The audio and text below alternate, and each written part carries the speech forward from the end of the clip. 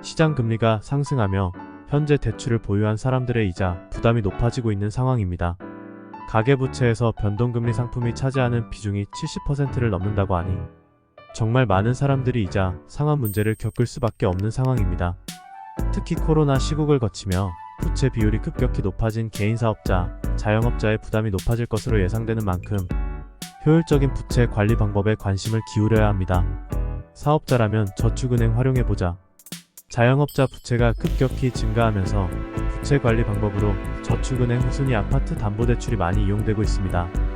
이전까지 저축은행은 은행 아파트 담보대출을 이용하지 못하는 중신용자, 저신용자들이 이용하는 금융사라는 인식이 강했다면 LTV, DSR 등 은행권 대출 규제가 심해지면서 자금이 부족한 고신용자들도 규제를 초과해 자금을 마련하고자 점점 이금융권 담보대출을 이용하고 있습니다.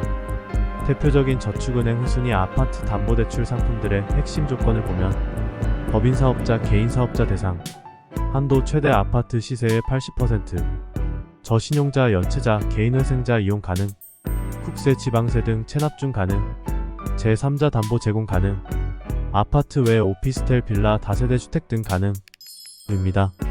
은행과의 차이점은 저축은행은 그 수가 은행에 비해 월등히 많고 별도의 규제가 적용 없이 각 금융사별 이용 자격 심사에 따라 실행되기 때문에 업체별 조건의 차이가 매우 크다는 점을 감안해야 합니다. 은행권과 비교해 가장 차이가 큰 부분이 몇 가지 있습니다. 먼저 한도의 차이입니다.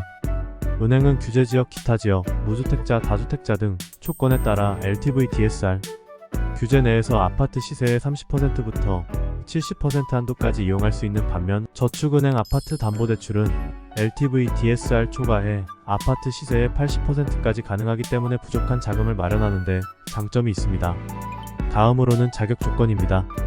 은행이 신용 600점 이내의 사람들만 이용 가능한 반면 저축은행은 과거 신용등급 기준 7등급 이하, 600점대 이하 저신용자나 국세, 지방세, 연체자, 압류, 가압류, 개인회생자, 기대출과다자 등 조건이 좋지 않더라도 업체 조건에 따라서는 이용 가능한 상품을 찾을 수 있습니다. 단, 취약차주라고 해서 무조건 가능한 것은 아니며 꼼꼼한 심사를 거쳐야 하고 금리가 매우 높아지는 것을 꼭 감안해야 합니다. DSR, LTV 초과의 자금 필요하다면 저축은행 후순위 아파트 담보대출은 대부분 실제 사업을 운영 중인 사업자를 대상으로 합니다.